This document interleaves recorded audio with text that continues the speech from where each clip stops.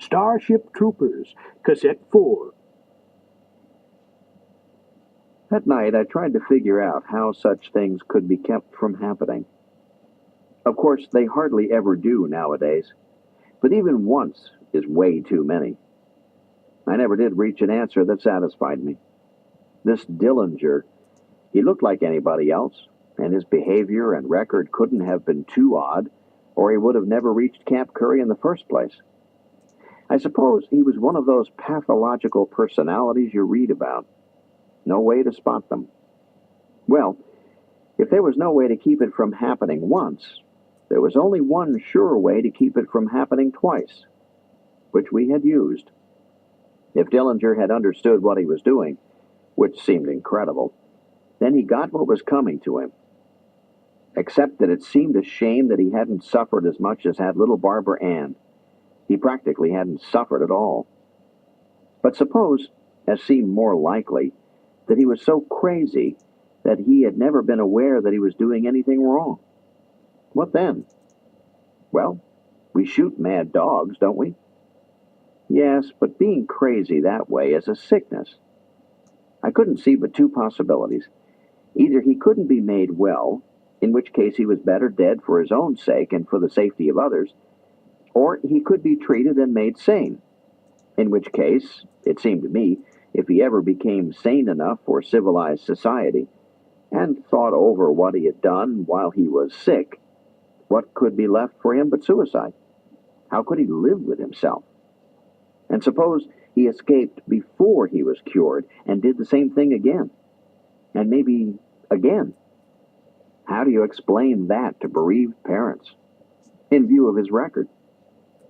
I couldn't see but one answer. I found myself mulling over a discussion in our class in history and moral philosophy. Mr. Dubois was talking about the disorders that preceded the breakup of the North American Republic back in the 20th century. According to him, there was a time just before they went down the drain when such crimes as Dillinger's were as common as dogfights. The terror had not been just in North America. Russia and the British Isles had it too, as well as other places. But it reached its peak in North America shortly before things went to pieces. Law-abiding people, Dubois had told us, hardly dared go into a public park at night. To do so was to risk attack by wolf packs of children armed with chains, knives, homemade guns, bludgeons, to be hurt, at least, robbed, most certainly, injured for life, probably, or even killed. This went on for years, right up to the war between the Russo-Anglo-American alliance and the Chinese hegemony. Murder, drug addiction, larceny, assault, and vandalism were commonplace. Nor were parks the only places. These things happened also on the streets in daylight, on school grounds, even inside school buildings. But parks were so notoriously unsafe that honest people stayed clear of them after dark. I had tried to imagine such things happening in our schools. I simply couldn't, nor in our parks. A park was a place for fun, not for getting hurt. As for getting killed in one, Mr. Dubois, didn't they have police or courts? They had many more police than we have, and more courts, all overworked. I guess I don't get it. If a boy in our city had done anything half that bad, well, he and his father would have been flogged side by side. But such things just didn't happen. Mr. Dubois then demanded of me, define a juvenile delinquent. One of those kids, the ones who used to beat up people. Wrong.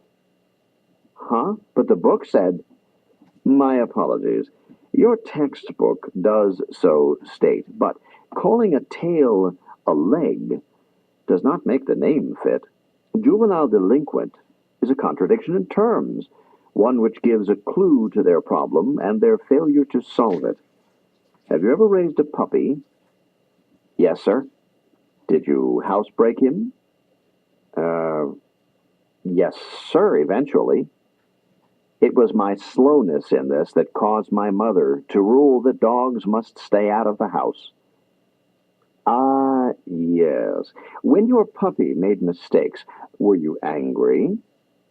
What? Why, he didn't know any better. He was just a puppy. What did you do? Why, I scolded him and rubbed his nose in it and paddled him. Surely he could not understand your words. No, but he could tell I was sore at him. But you just said that you were not angry. Mr. Dubois had an infuriating way of getting a person mixed up. No, but I had to make him think I was. He had to learn, didn't he? Conceded. But having made it clear to him that you disapproved, how could you be so cruel as to spank him as well? You said the poor beastie didn't know that he was doing wrong, yet you inflicted pain. Justify yourself. Or are you a sadist? I didn't then know what a sadist was, but I knew pups. Mr. Dubois, you have to. You scold him so that he knows he's in trouble. You rub his nose in it so that he will know what trouble you mean. You paddle him so that he darn well won't do it again. And you have to do it right away. It doesn't do a bit of good to punish him later. You'll just confuse him.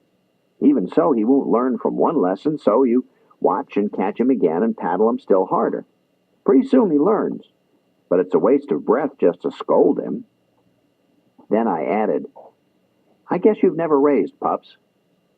Many. I'm raising a dachshund now, by your methods.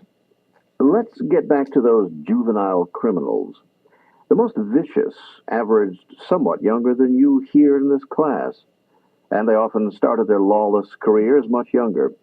Let us never forget that puppy. These children were often caught. Police arrested batches each day. Were they scolded? Yes, often scathingly. Were their noses rubbed in it? Rarely. News organs and officials usually kept their names secret. In many places, the law so required for criminals under 18. Were they spanked? Indeed not. Many had never been spanked, even as small children. There was a widespread belief that spanking, or any punishment involving pain, did a child permanent psychic damage. I had reflected that my father must never have heard of that theory. Corporal punishment in schools was forbidden by law. He had gone on.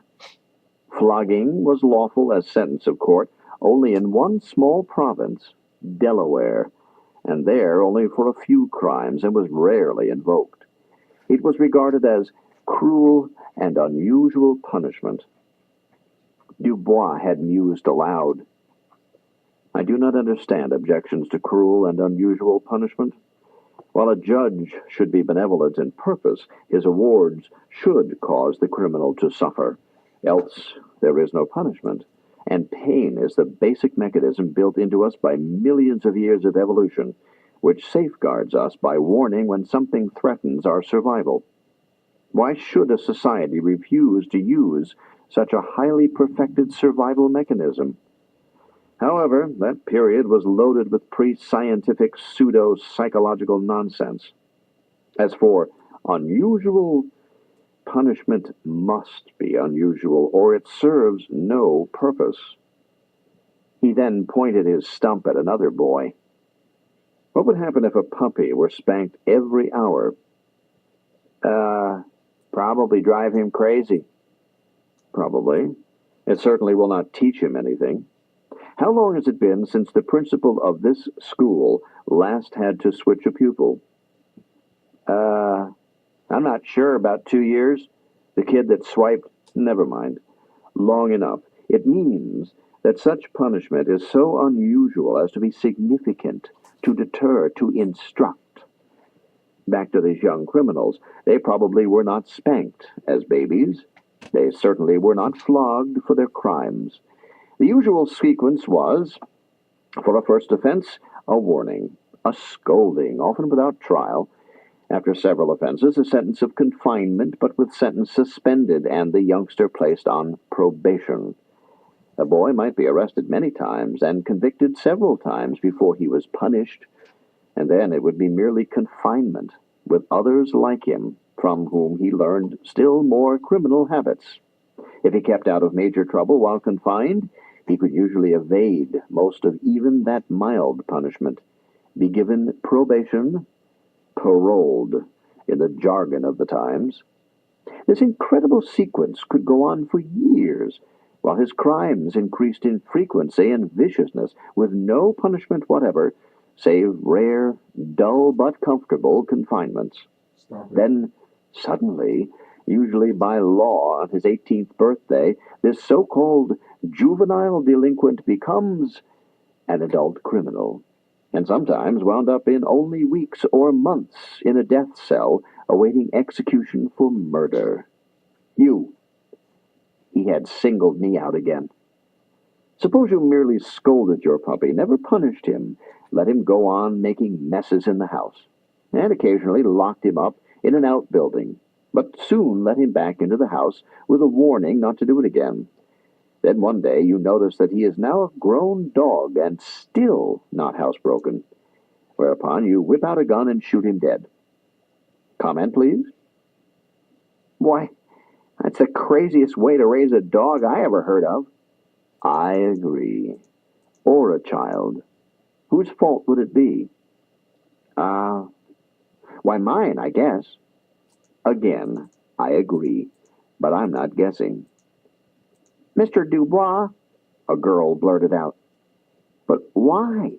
Why didn't they spank little kids when they needed it and use a good dose of the strap on any older ones who deserved it? The sort of lesson they wouldn't forget. I mean, ones who did things really bad. Why not? I don't know, he had answered grimly. Except that the time-tested method of instilling social virtue and respect for law in the minds of the young did not appeal to a pre-scientific, pseudo-professional class who called themselves social workers or sometimes child psychologists. It was too simple for them, apparently, since anybody could do it, using only the patience and firmness needed in training a puppy. I've sometimes wondered if they cherished a vested interest in disorder, but that is unlikely. Adults almost always act from conscious, highest motives, no matter what their behavior. But, good heavens, the girl answered. I didn't like being spanked any more than any kid does, but when I needed it, my mama delivered. The only time I ever got a switching in school, I got another one when I got home, and that was years and years ago. I don't ever expect to be hauled up in front of a judge and sentenced to a flogging. You behave yourself, and such things don't happen. I don't see anything wrong with our system. It's a lot better than not being able to walk outdoors for fear of your life. Why, that's horrible. I agree. Young lady, the tragic wrongness of what those well-meaning people did, contrasted with what they thought they were doing, goes very deep. They had no scientific theory of morals. They did have a theory of morals, and they tried to live by it. I should not have sneered at their motives, but their theory was wrong.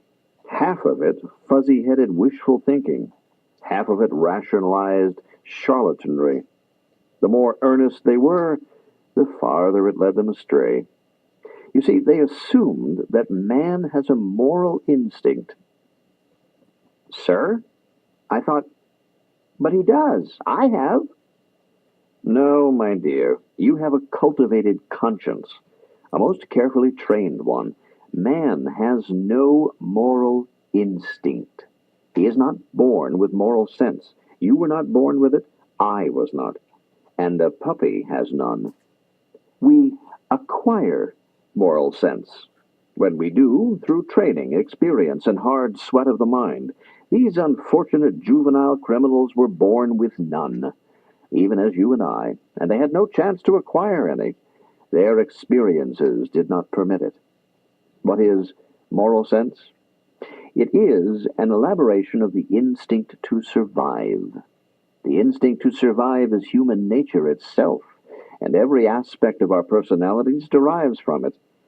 Anything that conflicts with the survival instinct acts sooner or later to eliminate the individual, and thereby fails to show up in future generations.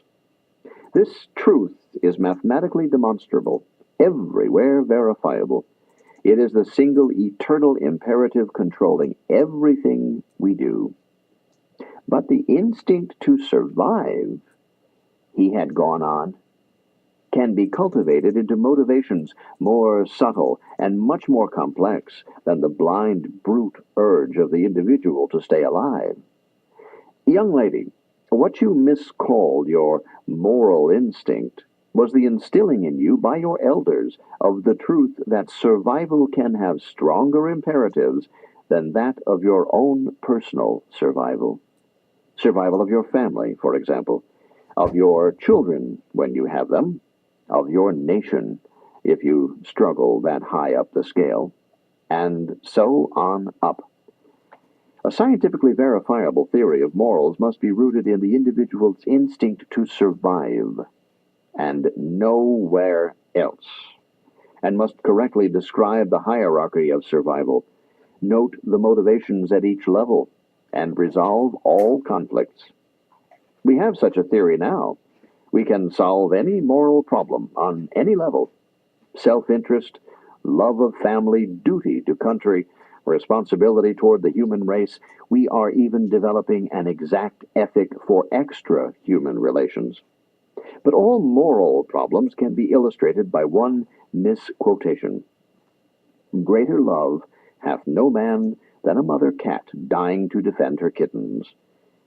Once you understand the problem facing that cat and how she solved it, you will then be ready to examine yourself and learn how high up the moral ladder you are capable of climbing. These juvenile criminals hit a low level. Born with only the instinct for survival, the highest morality they achieved was a shaky loyalty to a peer group, a street gang. But the do-gooders attempted to appeal to their better natures, to reach them, to spark their moral sense. Tosh! They had no better natures. Experience taught them what they were doing was the way to survive. The puppy never got his spanking. Therefore, what he did with pleasure and success must be moral. The basis of all morality is duty, a concept with the same relation to group that self-interest has to individual. Nobody preached duty to these kids in a way they could understand, that is, with a spanking. But the society they were in told them endlessly about their rights. The results should have been predictable, since a human being has no natural rights of any nature. Mr. Dubois had paused. Somebody took the bait. Sir, how about life, liberty, and the pursuit of happiness? Ah, yes, the unalienable rights. Each year someone quotes that magnificent poetry. Life? What right to life has a man who is drowning in the Pacific? The ocean will not hearken to his cries. What right to life has a man who must die if he is to save his children? If he chooses to save his own life, does he do so as a matter of right? If two men are starving and cannibalism is the only alternative to death, which man's right is unalienable? And is it right, as to liberty, the heroes who signed the great document pledged themselves to buy liberty with their lives? Liberty is never unalienable. It must be redeemed regularly with the blood of patriots, or it always vanishes. Of all the so-called natural human rights that have ever been invented, liberty is least likely to be cheap and is never free of cost. The third right, the pursuit of happiness, it is indeed unalienable, but it is not a right. It is simply a universal condition which tyrants cannot take away nor patriots restore. Cast me into a dungeon, burn me at the stake, crown me king of kings. I can pursue happiness as long as my brain lives, but neither gods nor saints, wise men nor subtle drugs, can ensure that I will catch it. Mr. Dubois then turned to me. I told you that juvenile delinquent is a contradiction in terms. Delinquent means failing in duty. But duty is an adult virtue. Indeed, a juvenile becomes an adult when, and only when, he acquires a knowledge of duty and embraces it as dearer than the self-love he was born with. There never was, there cannot be, a juvenile delinquent. But for every juvenile criminal, there are always one or more adult delinquents, people of mature years who either do not know their duty or who, knowing it, fail. And that was the soft spot which destroyed what was in many ways an admirable culture. The junior hoodlums who roamed their streets were symptoms of a greater sickness. Their citizens, all of them counted as such, glorified their mythology of rights and lost track of their duties. No nation so constituted can endure.